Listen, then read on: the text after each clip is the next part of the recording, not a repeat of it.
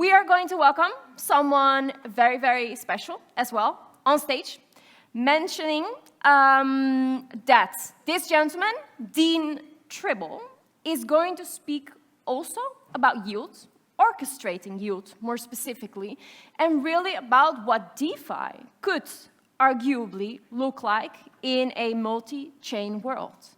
Now, I think you're also going to hit another, popular word called chain abstraction. If I'm not mistaken, really looking forward to learn about that. Dean, please be welcome on stage and give him a round of applause, everyone. Never the hands-free with his iPad thing. Please be welcome on stage, Dean. Thank you. So, as she said, I'm Dean Tribble. This is my 5th Cosmoverse. I came to the very first one and have presented ever since. So thank you so much, Sito, for inviting me back here. Now, I will be talking about yield, but I will be talking about yield and multi-chain yield tomorrow at 10:30. I was on the flight here, landed in Frankfurt, and Sito said, you guys are also working on some AI stuff. Can you talk about that in the AI session? So I'm actually going to talk about AI as well. Okay, but so I'll start with multi-chain, I'll hit on orchestration, and then I promise I'll get to AI. I worked on the first production smart contract pre-blockchain back in longer ago than most of you remember.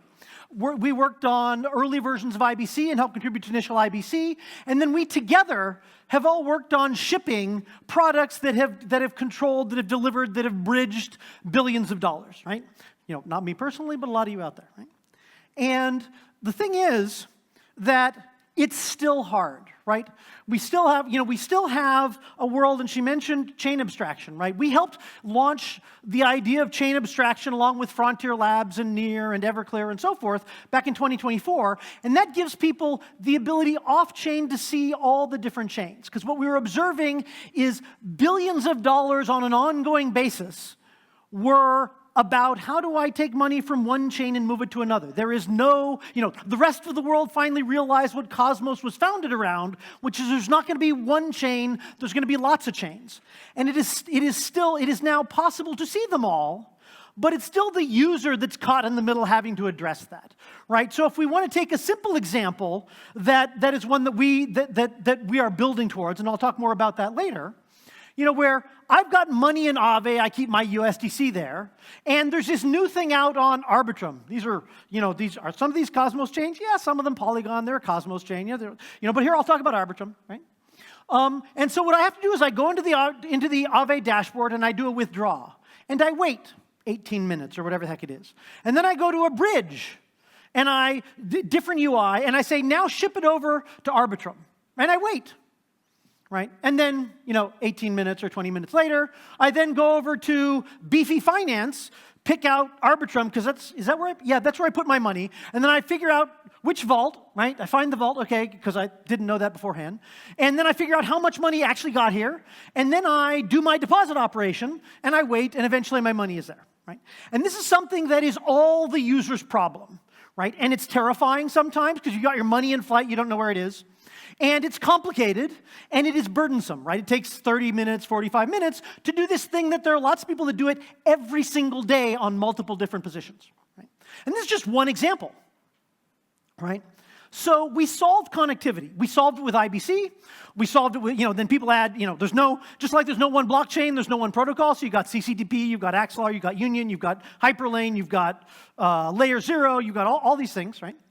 But we've got all these blockchains that are connected, but you still can't program them. And that's where orchestration came in. So we built this foundation to be able to orchestrate the activity across multiple chains, right? It's this multi-chain brain capable of coordinating the asynchronous activity on all these other chains and remote controlling them from a smart contract deployed on Agoric, which is a layer 1 Cosmos chain, right?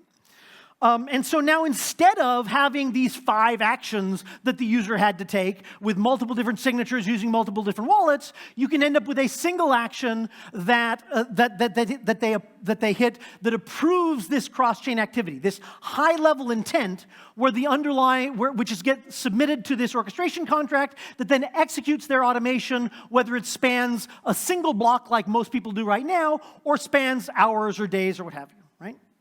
And so we then built an application And so we ship that platform. That's live. It's connected to EVMs. It's connected to all the IBC chains, of course. And then we're building an application to really show off the power and start to leverage and build this. So I'll talk a lot more tomorrow when I talk about yield, about the YMAX application. But the thing I'm going to focus on is the AI component of it. So it's a tool to be able to do that thing that I just described. I want to deploy money, put 20% of it into Aave on Arbitrum, put 30% into Compound on Base, put some of it into USDN on Noble, and just push one button, authorize this thing, and off it goes out to make all of these chains dance to my tune to accomplish my goal in a reliable fashion that's transparent to me. And several of the elements to support the user in that are AI elements that we were digging into. And so what are some of those AI elements? Well, find me the opportunities. There's too many chains, there's too many pools, I don't know what they do, or maybe, I want to be able to research, I want to be able to understand it, but the first thing you ought to do is find it for me. And then I want to be able to figure out that strategy and say, oh yeah, I want to do that one. And when I say I want to do that one, that's a single-click authorization to then go and do this multi-chain operation that pulls my money from wherever it is, moves it to the chain that I want to deploy it in, and deploys it into the pool, instrument, strategy, staking arrangement, whatever it is that I want access to, right? Then there's, well, all this stuff is going on, all these things are async, they take time, where's my money? Right? Something went wrong because, there's hundreds of systems here, something always goes wrong. Where's my money? Do I want to file a ticket, get to the right support person, do whatever it is to find my money, because that's a critical thing that is currently under-supported in blockchain, and that's something that AI turns out to be helpful with. Same with planning and estimation, or explaining to me what's going on, how much I should expect, what are the fees and how do they add up, all that sort of thing. Compare alternative positions that I might go into. Those kinds of things are all stuff that turns out AI can be really good at. But what it's not good at is reliably doing the same thing every time, right? And so, AI gives you time and knowledge. We wanted to also be able to have it automate strategies. And so we were talking to our users. We were talking to our customers about, what would they want from the AI? I was really surprised at how strong the answer was no. Now, there are plenty of projects that are all in on agentic AI, right? I want agents are going to take my money, the AI are going to do clever investments, they're going to get 1,000x over what anyone else ever gets, right? And those are awesome. It's certainly the case from my perspective that that's where the world will end up, right? People are used to giving money to a human agent that will go off and invest it wisely for them. But all of the power users are like, yeah, I want that power. I want that understanding. I want that analysis of social. But AI is really not ready to do that reliably. It'll come up with some great ideas, and oh man, will it come up with some whoppers, right? Once you come up with a whopper, you kind of can't recover from it. And that's partly because there's no guardrails, right? It's basically you're giving it too much authority or not enough authority. And so how do we manage that? And that's where, where our technology starts to end up being relevant for solving that problem generally, right? And so let's back up to how do we solve that problem? How do we balance I want to use AI, but it doesn't have any guardrails? Why is AI and blockchain, what is it? I call it the chocolate, the chocolate and peanut butter, right? Why is that a really good match? AI agents can't have a bank account, right? But they can have a crypto key, right? They can have money that they control. It's just not in the normal banking thing. That's what blockchain brings. And we want those AI agents to cooperate with each other, right? They have lots of different roles. You have investment things. You have ones that are acting on your own behalf. You have ones that are acting on a fund's behalf. You have ones that implement strategy, all those kinds of things. You want them to cooperate. And smart contracts were originally conceived as a mechanism for enabling safe cooperation among agents, whether they're humans or whether they're AI, right? And I'll come back to that safe cooperation. But what does it mean in the context of our app, as an example, right? In terms of the YMAX app, we want the AI to act on the user's behalf, but the user wants to have their policy enforced. I want you to only use Base and DYDX funds, right? I want you to only use funds, yield mechanisms that don't provide interest, because I care about that from a religious and policy point of view. I want you to only use funds that are in this risk category, that are blue chips. All those kinds of things, you can tell the AI, and current AIs will perfectly happily ignore you and go off and invest in Happy Meals because they heard it was good. And so that's not something that you can rely on the AI to do. It can be brilliant, but it's got to have guardrails. And so if the AI can send money to any address, if it can take your money and send it to any address, that's game over, right? You lost, right? Yeah, it might work great for a couple of weeks, but you don't know whether tomorrow it sends money and goes and buys Happy Meals, right? So that's something that the smart contracts, the safe cooperation, that's what it means in this context. So let's step back for a moment and say, how do we get safe cooperation? Now, this is the fundamentals of blockchain that a lot of people have forgotten, right? Smart contracts predates blockchain, and a smart contract is a contract-like arrangement implemented in software to enforce the terms of that contract-like arrangement between third parties, right?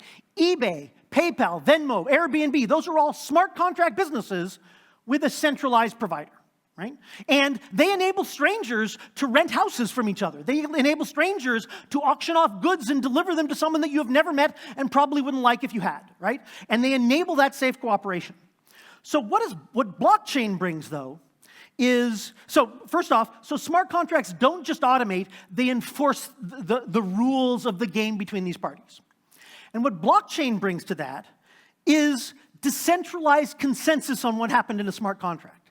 I've got multiple machines in multiple jurisdictions, all coming to agreement where because they're in these different jurisdictions controlled by different parties, no one can compromise the execution of the collective. And so that means you have an unprecedented level of assurance of the integrity of execution of the smart contract. So you can rely on it to do things like money and spectrum auctions and transfers and all that sort of stuff in a way that is largely incorruptible. Right?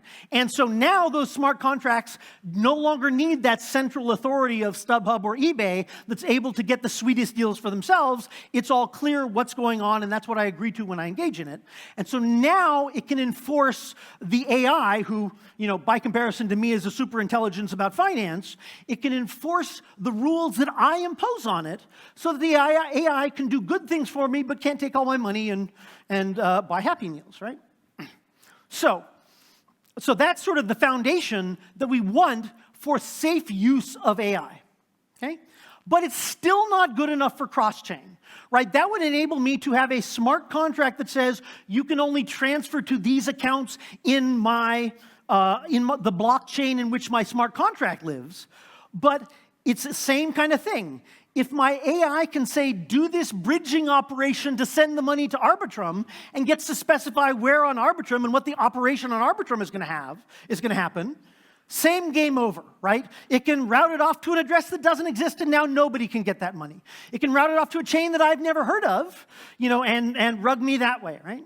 So that's not good enough, right? So what orchestration contracts do, because they are about orchestrating all that activity, is now they become that front door where the AI is presenting its plans, it's providing its direction, is doing its allocation by presenting it through the orchestration contract that then says, okay, that's good, I'll go do that.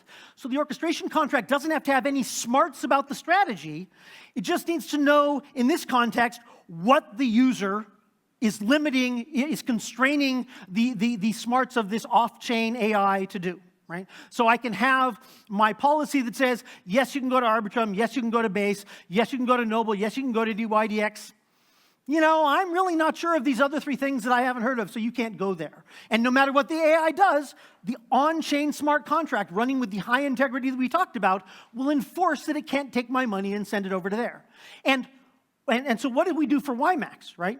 YMAX is our application where, from this command center, I can control my money in accounts that the command center is controlling. The smart contract, the orchestration contract, is controlling on all these other blockchains that I don't directly have accounts on. I don't use their wallet. I've never used their apps, but I want to put money in their yield funds.